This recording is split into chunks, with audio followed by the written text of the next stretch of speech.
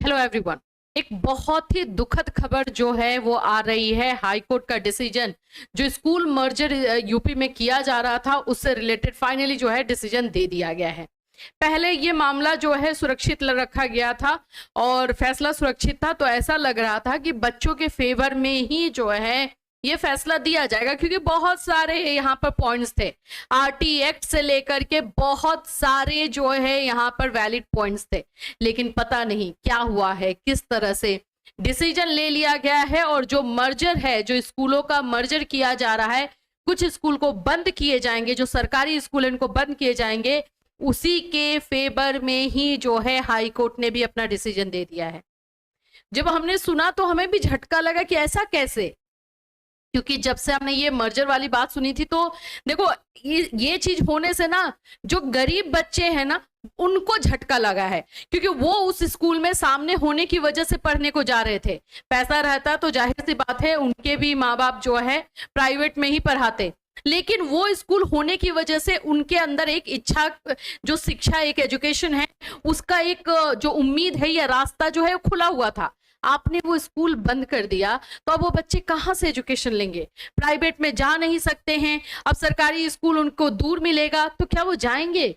तो ये कैसे डिसीजन आया है? मतलब मैं इतना जरूर जानती हूँ कि ठीक है सब लोग अपने अपने तरीके से अपनी बातों को रखते हैं, लेकिन जब से जिसने भी जो भी एजुकेशन से जुड़ा हुआ है उसने ये जो डिसीजन सुना है उसको शॉक लगा है, झटका लगा है। एक तो एजुकेशन का ऐसे ही जैसे कि तैसे हो करके रखा हुआ है यूपी में, ना ही कोई वैकेंसीज आ रही है, ना ही कोई उसमें डेवलपमेंट देखने को मिल रहा है। बेरोजगारी वैसे ही हो रही है, पढ़े लिखे बच्चे बेरोजगार हो रहे हैं, धरना प्रदर्शन हो रहा है, विरोध हो रहा है, ये हो रहा है, वो हो रहा है। उसमें भी जो स्कूल था, जो बेसिक जो चीजें थी जिससे कि बच्चों को आगे बढ़ाना था, जो उनके लिए बहुत ज्यादा नेसेसरी था, उसको भी बंद कर दिया गया।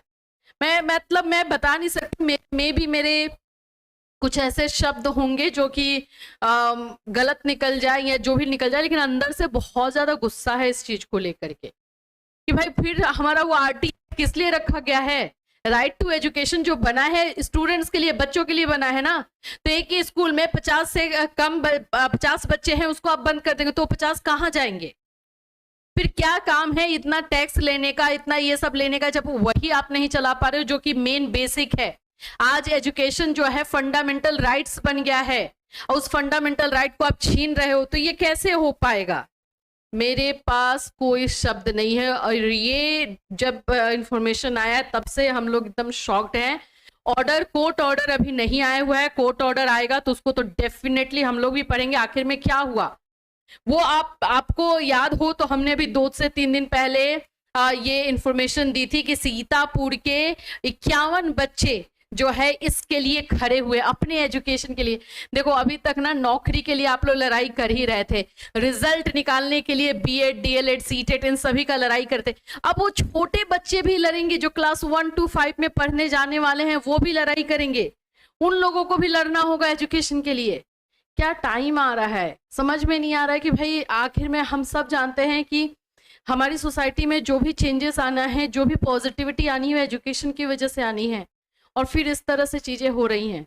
डिटेल इंफॉर्मेशन जैसे ही आ रहा है, जैसे ही हमें अपडेट मिलता है कोर्ट ऑर्डर का, हम डिटेल में बताएंगे। बट ये शॉकिंग है, ये खबर जो है हम सब के लिए शॉकिंग है। हम सब जो है इसमें एकदम पूरी तरीके से आप बोलोगे कि शॉक्ड हुए हैं कि ऐसा कैसे हो गया है। चलिए इसको थोड़ा समझ ले। देखो इलाहाबाद हाई कोर्ट की लखनऊ खंडपीठ ने उत्तर प्रदेश में स्कूलों के मर्जर पर अपना फैसला सुना दिया है। कोर्ट ने सीतापुर के 51 बच्चों की याचिका जो है खारिज कर दी है और ये मर्जर अब होके रहेगा। बहुत सारा लॉस है, देखो इन बच्चों का तो लॉस है जो कि सबसे दुर्भाग्यपूर्ण है, अनफॉर्चुनेट है। ये क्लियर तरीके से हर कोई जानता है, जो पढ़ा लिखा है वो भी जान रहा है, जो नहीं पढ़ा लिखा है वो भी जान रहा है कि हाँ ये बहुत ही गलत है। उन लोगों के साथ, बच्चों के साथ गलत हुआ ही है। इसके साथ साथ जो वैकेंसीज का एक था कि हाँ ठीक है आपके पास इतने सारे स्कूल हैं तो वहां पे टीचर तो चाहिए होगा, तो वो टीचर जो है वहां पर आप और बोलोगे कि भाई एक तो ऑलरेडी आप लोग का रेशियो बराबर था टीचर स्टूडेंट का, और ज्यादा आप बराबर करके बैठ गए हो कि हाँ हाँ सब बराबर चल रहा है, सब कुछ सही है, सब कुछ ये है, इक्वल चल रहा है।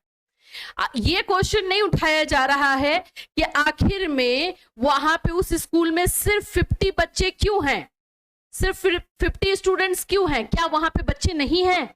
बच्चे तो होंगे ही ना, लेकिन वो स्कूल नहीं जा रहे हैं। क्यों नहीं जा रहे हैं? क्यों उनके माँ बाप के पास अगर थोड़ा सा भी पैसा आ रहा है तो वो प्राइवेट में बच्चों को भेजते रहे, गवर्नमेंट में क्यों नहीं भेज रहे हैं?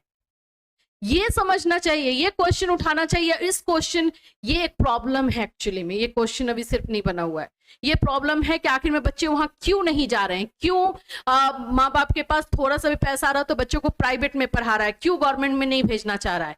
इंफ्रास्ट्रक्चर नहीं है, टीचर नहीं है, ढंग का एजुकेशन सिस्टम नहीं है, इसलिए। तो आप उसको ठीक करने के बजाय स्कूल ही बंद कर दोगे। लो ठीक है, अच्छी बात है। ये खबर जो है इलाहाबाद, ये आप खुद देख सकते हो, शॉकिंग है, विदाउट एनी डाउट बहुत ही शॉकिंग है। बच्चों के लिए भी बुरी खबर है, जो टीचर्स हैं, जो एजुकेशन फील्ड में आने वाले हैं, जो आ रहे हैं, सभी के लिए बुरी खबर है। ये सिंपल एक तरीके से मैं बताती हूँ, बहुत बहुत ज्यादा ही बुरा है।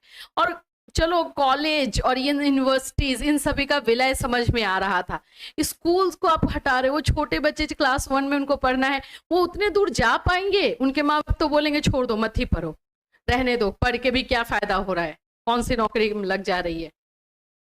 ये गलत है और ये गलत हुआ है।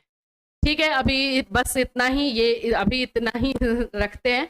जैसे ही जो है कोर्ट ऑर्डर आता है तो कोर्ट ऑर्डर में हम जरूर देखेंगे कि आखिर में किस बेस के आधार पर इन स्कूल को बंद किया गया है, आखिर में मुद्दा क्या रखा गया है, क्या पॉइंट्स बनाए गए होंगे, क्योंकि पॉइंट्स तो बना ही होगा, कौन से पॉइंट्स पर जो है बंद किया गया है इस स्कूल को, डिटेल से समझेंगे।